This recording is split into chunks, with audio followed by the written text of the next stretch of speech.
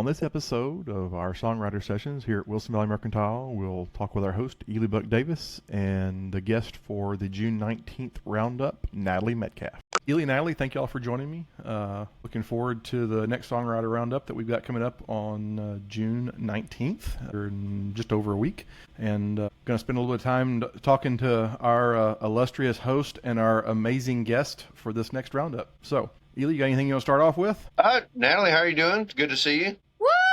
Eley, the best host ever. It's good to see you too. I think we're going to get to a little bit later while we haven't seen you in a while, but we're glad you're back to performing and looking forward to seeing you June. What was it, John? I went blank again. 19th. June 19th. I'm here for you, Eley. I'm excited. I'm excited. I mean, I've been getting back out there. Yes, I've been getting back out, and I'm like missing. I love gigging, but I'm missing the friends part of it. You know, like Yeah. So I'm excited to be up there with a friend again. I'm excited to see you and play and hear your music and see John. And it's been a long time since we've seen you here at the distillery. I think it's been over a year. Well, I was there. What was it? I did the Christmas. I think I was there Christmas. It's Christmas Roundup. So, no, it hasn't been over a year, but it has been a long time. It's been, I don't know, it's been like it's all a half a year. I mean, that's a long time. Yeah, I think that was the last one, wasn't it? Was the Toys for Tots nice? Yep. Yeah. Could be like my great-grandmother used to say, Sonny, you ain't even 6 months long no more.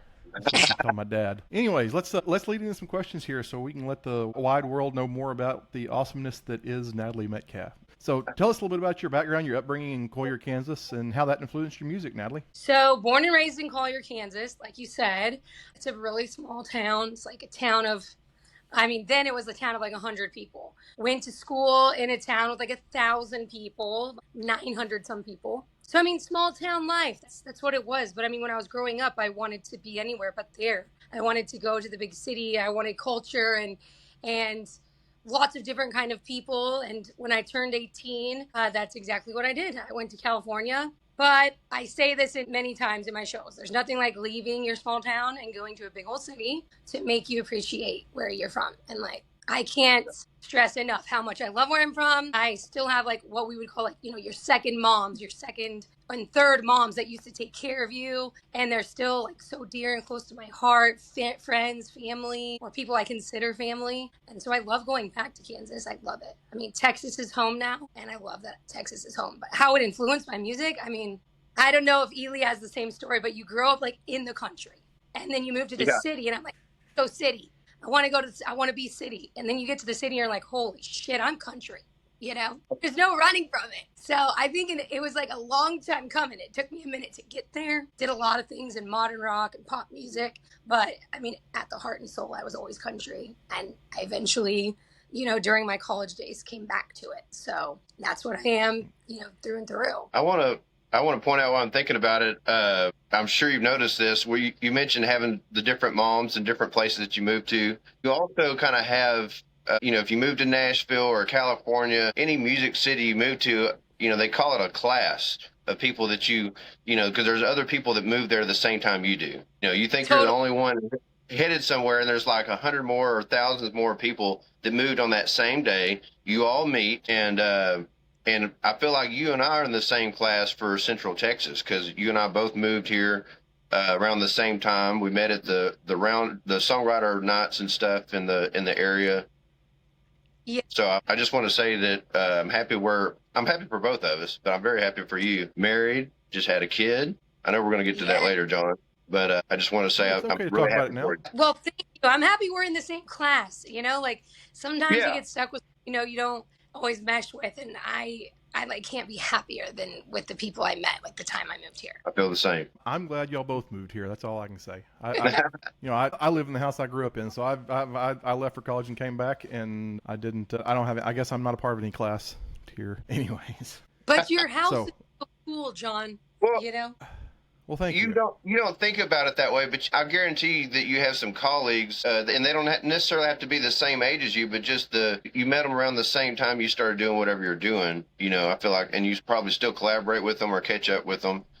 And Natalie and I don't get to see each other every day because we're both very busy, either performing or whatever. But we still try to keep up and try to play with each other, because it's just it's that camaraderie Sure. that I think is good for musicianship, for writing, and for artistic reasons and much more. What I'd say I'm pretty fortunate. I get to walk back and forth in between places, between music, between distilling, between farming, and I mean between IT even.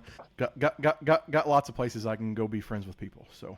Anyways, let's bring the conversation back to Natalie, and let's get her to tell us more about her experience when she was a finalist on the Hollywood version of American Idol.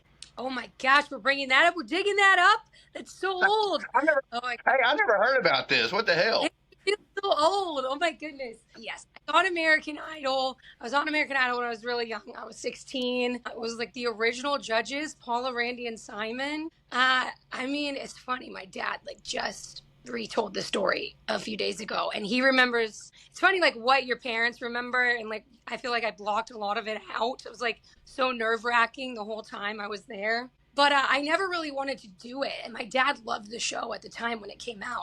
I didn't want to audition. And my dad was like, hey, you know what? We're here. Let's do it. What's going to hurt? Let's just go see if what happens at the audition. I was like, okay, he talked me into it. We go. Guess what? I get through. But it's not always what you see on TV. I got through the first round, and then you have to go back for a second round. And if you get through the second round, then you go back for a third round. And I got to meet Paula and Randy and Simon the third round. And so, yes, I made it all 3 rounds. On the third round, I got the golden ticket from those judges and got to go to Hollywood. Long story short, I was young. And when you're 16, you got to have your parent, a parent with you at all times. So you don't get very much screen time, essentially, because you have to sign off on everything when you're underage. And I feel like I didn't want to be on TV. Even doing this podcast is making me so nervous. I don't like television. And so I was not overly seeking the camera. And I'm okay, if I'm going to go any further on this bad boy, it'll be on my voice alone.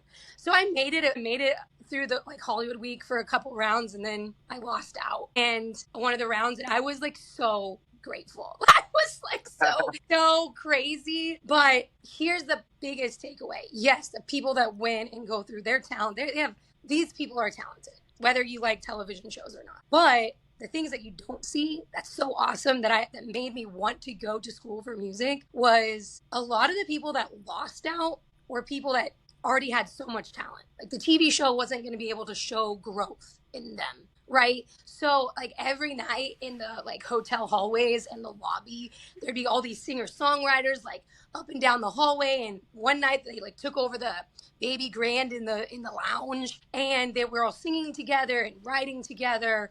And so many of those artists were not the ones to be in the top 12, And I just remember thinking, wow, I want to be like them. I wanted to be able to sit in the hallway with my guitar or a piano and be able to write songs with those people. I was 16. I did a little bit of that, but I was just mainly singing at that age. And so that was super inspiring. I guess in some way it probably pushed me more into contemporary music than I thought it was going to be. I think at the end of the day, it definitely looks good on the resume. It looks really good in the bio. I wish I had that in my bio. I wish you didn't have to say how old you were. People are always oh my gosh, what season? I'm well, I am quite old now. That's insane. America's Got Talent. And he's so nice. He has a kid now. And the other day, my husband was watching America's Got Talent. And I was ready for Simon to rip into this person, right? And he's oh my God. I was wait, who is this guy? Who is this guy? Clearly I've been out of touch for a while because whole different Simon side. I knew. Now, he never said anything terrible to me. So I'm super grateful for that. But I'm pretty sure the executives also prepped them hey, this person's 16, So they're not. I'm sorry. Do you remember any constructive criticism that you got from any of the judges? Yeah. Back in the day, Randy was so cool. He was yeah, girl, you got this. You got some soul. You're cool. Keep up with it. Right. But Simon actually gave really good criticism. He was hey, I always wanted to do songs that were the most challenging. And during the first audition, before we even went to Hollywood, he had just said I want to hear a different song. I did a Etta James song, and I had 3, a pop song and a country song.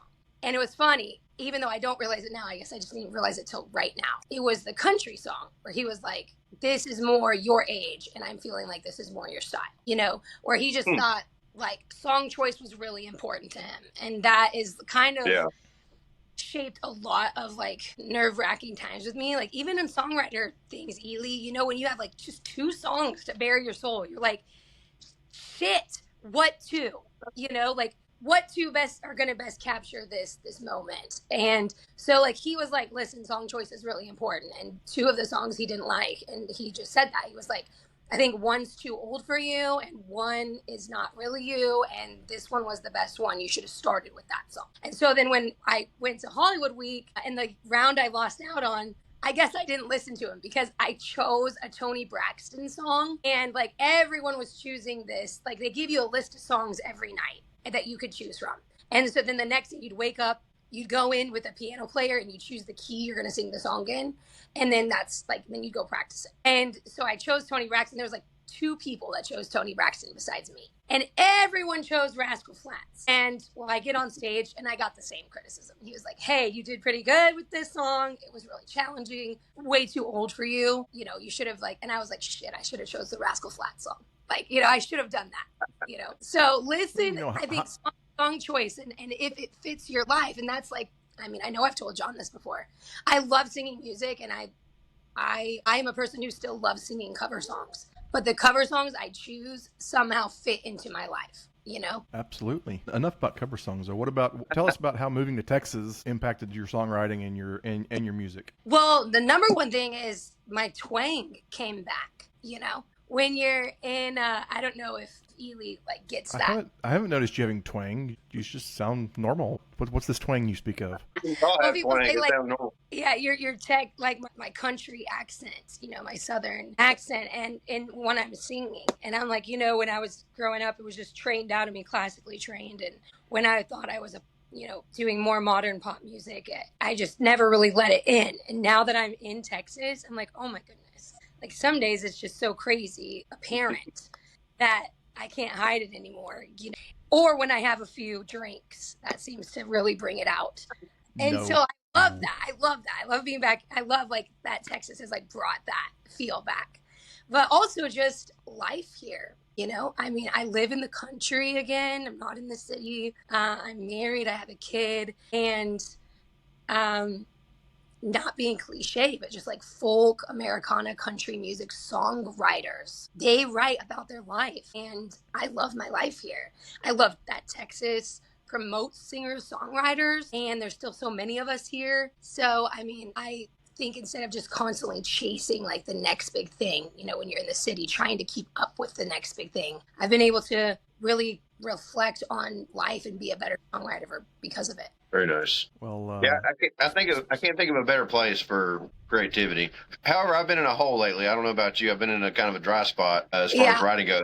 But other than that, it's very inspiring, and it's very, like you said, yeah, everybody supports live music. It's really great to see people out there kind of paying attention. And then if you see them again the next time around, you might see them singing along to something that you wrote, which is really special. Isn't that so cool? That's like my favorite thing ever. When someone's singing my own songs, I'm like, that is so very cool. I mean, all you got to do is look at the bar on a first or third Thursday, and you'll see somebody singing your songs. I mean, I'm always singing your songs, Eley, especially now that you're like putting your songs on your flyers too. Like, I'm like, oh yeah, grocery bill. I'm singing along with it. I don't mean to keep aging us, but I was just thinking that there's a video popped up from when we were playing at another songwriter night, and you were singing harmonies. We were playing live at a place down the road. Anyway, it was from 8 years ago. What? Yeah. And I believe.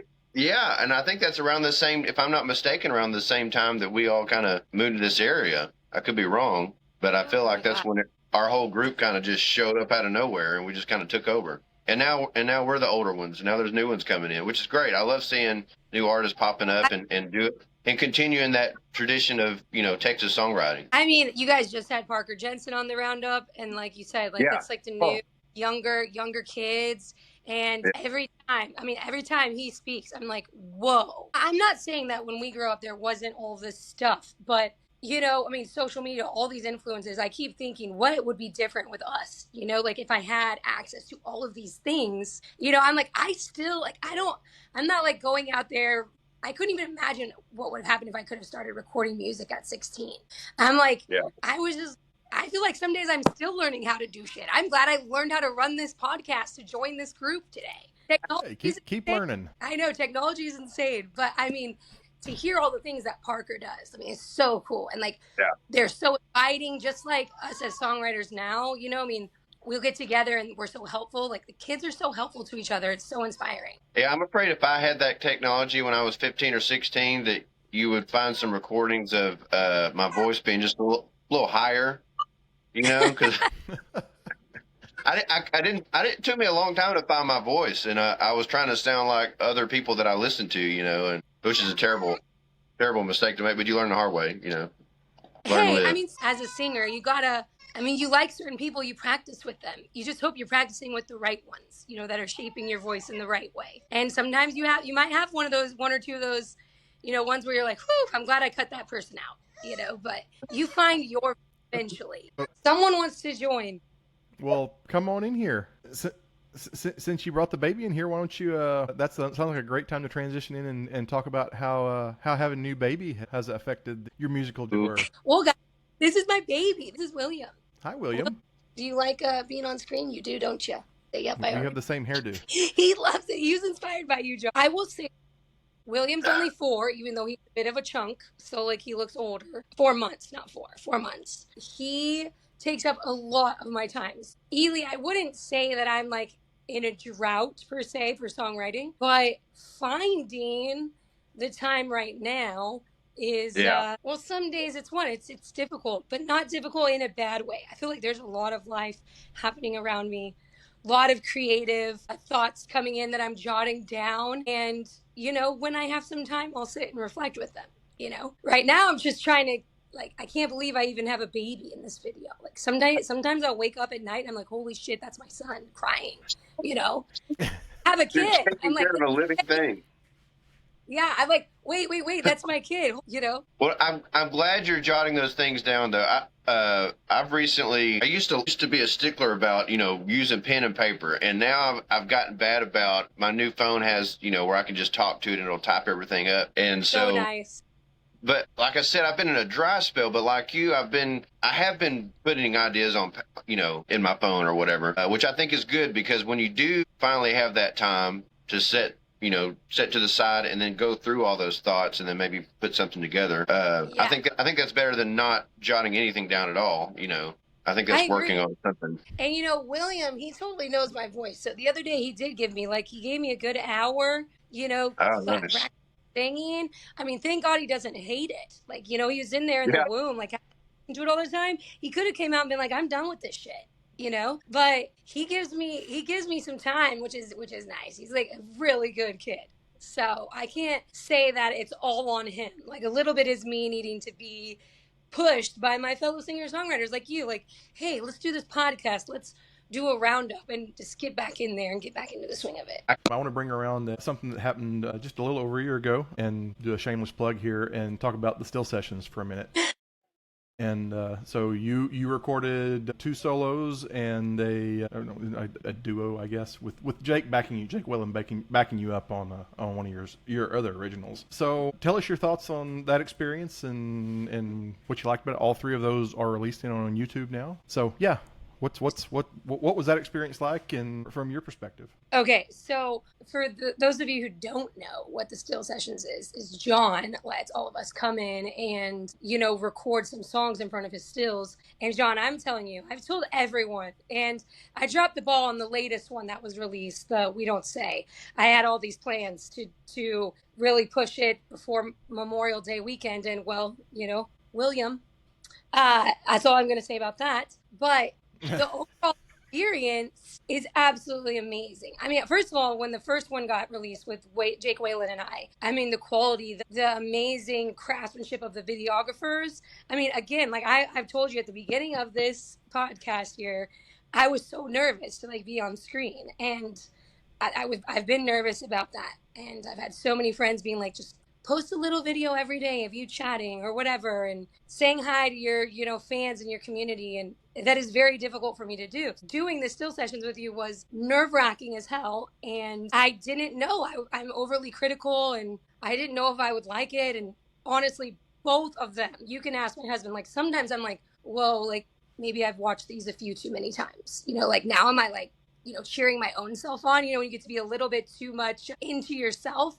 I'm like, I swear I'm not just watching my video to see me and hear my voice, but it's just so cool. I've never been a part of anything like that. And they turned out so awesome. So I just can't be thankful enough and grateful enough that you chose me to be one of the artists to do it. And for anyone out there watching this, like, please go to YouTube, to the Valley Still Sessions and watch every single artist, because it's just something different and not everybody does it. And that's another thing I'm all about. Clearly, like I like doing things that people don't always do. And it was so neat to be able to be a part of it. Well, we have a lot of fun doing them. So I'm tickled that you could, and to do it. I didn't even put on there. I have like the still sessions on YouTube loaded up. I watch one of Colin Batwell's songs I love too. So I'm always like, it's like the first thing that always pops up on my YouTube. I'm like missing my own ones. Oh my God. All of the first 2 rounds have been released. I have a couple of round 3, which would have been recorded last December.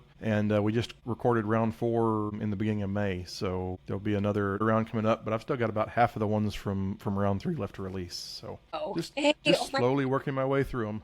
I'm so excited. You mentioned excited. We Don't Say a while ago. We're excited too. And William is excited. How you doing, William? So you mentioned We Don't Say a while ago. Yes. Tell us about your inspiration behind that song. And you also mentioned the still sessions. You were nervous, I guess is the word that you used to do them. But what was the real experience performing that in the still session? I mean, it was hot and humid and kind of gross that day, but we survived. I feel like that day I performed We Don't Say, and the very first, like I thought we just get one take and we're done. And I think the guys were able to do that. They must have not been as nervous as me. And I remember taking the first take of We Don't Say and being like, whoa, we've got to do that again. And even now, when I listen to it, it's not necessarily that I love all of my vocals, because you can hear some of the things that maybe could have been a little better. But once I was able to really think about the story, and the story is I spent some time in Kansas outside of the Army base, Fort Riley, and I met this group of amazing soldiers, men and women, and I was there for about a week, and they invited me out to this country bar every night to go dancing and hang out, and I got to know them. And of course, when you're drinking and having fun, at the end of the night, I'd get to hear all these stories about them and about their, one had a love of his life who lived in New York, and one loved another girl over here, and they hadn't seen their loved ones or they were missing them, and they were all being able to open up and tell me these stories, along with me just loving the friendships I was making with each and every one of them. They were being deployed that next week to Germany, and I was moving on from my tour to the next spot. And at the end of the week, this song just hit me like it was the last night we were together. We all kind of said like, hey, we don't say goodbye. It's next time. It's see you later. And that hit me hard. And I went directly. I was staying with my brother in Manhattan, Kansas. And I went to his house and I wrote that song. And, kind of, it's a little vague, the song, but I think it's so that you could put your own feelings into for times that maybe you've had to move on from something and didn't want to say goodbye. But people are just a phone call away or a small town visit away, and that kind Absolutely. Of gave me some hope. And so you guys let me take a round 2, like a take 2. And I just kind of thought of all those things and all those people. And take 2 was better, I think. I hope take 2 was better. Trust me, there's some other people that had to take 2s, take 3s, take 4s, take 5s. So I think you did fine. I'm not going to name any names, but in the last session, we called it take 3, but I think it was actually about take 20 before we got through it. It was a good time, but the person who was singing was pretty stressed out trying to get through the song. It actually made me feel pretty good, because I'm like, I don't know.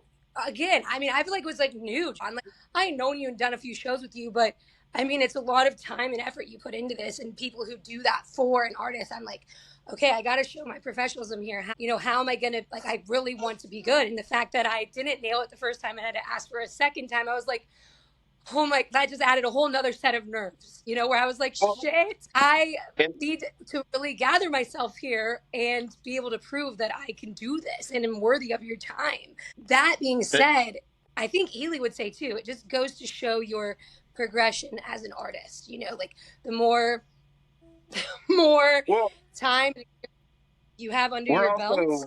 we're also trained to play through any kind of situation like that. But when it's a recording that someone's going to watch potentially over and over and over again, you don't want it to have any errors on there, But normally we are trained as professional musicians to just keep going. Whether you miss a word, miss a note, or whatever, it happens to me every now and then. It's like you just, John distracts me sometimes, and I just have to keep playing. But why is this my fault all of a sudden? Why do you blame me when you mess up? But the pressure is on when the recording button gets pressed. Totally. Whether it be just audio or video and audio, whatever it is, the pressure is on at that point. And I get it. Especially radio. I don't know how often you've done radio, but radio. Yeah, it's so nervous. And you can't, and even for me too, like radio, I've got to curb some of my speech, like I would normally say. So I've got like two things I'm thinking about. I'm like, oh my gosh, don't say that word.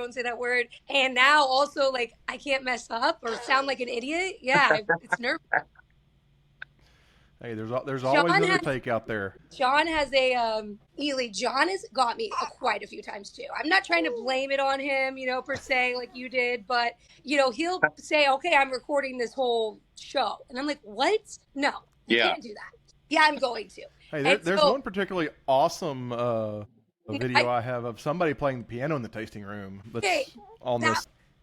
I saw that and I was like, she is the female Bruno Mars. Like, honestly, I can't remember exactly what song it was, but I just remember it being like very theatrical and just like the vocals, everything was there. The piano, I was like, she's like Bruno Mars right there. It was really good.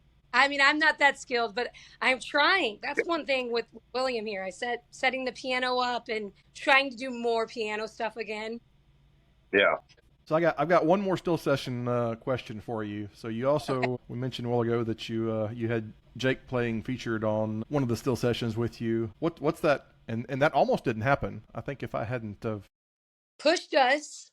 Yeah, pushed y'all to go ahead and record that, which turned out freaking epic. I don't think you would have done it if you'd been left to your own devices on that. And so I'm really glad that you both did. But how's that dynamic? Because he's played with you several different times, right? And how do y'all compliment each other? Talk about that for a minute. First of all, Jake Whalen is not only an amazing artist himself, like a singer-songwriter, artist, recording, studio, magician. What I would call him, like in the music world too, is he's an amazing auxiliary man. I mean, he can play the guitar and mandolin and harmonica. I mean, it's like the list goes on. And so I think it's more of, I'm just so grateful. Like if he says yes to joining you, then I just feel like you've been like graced with something really special, because he could have said no that day. And I was kind of looking at him and, I could see like, I don't know if he really wants to do this, but I love it when he sets in with me. Sometimes I'm like, what can I add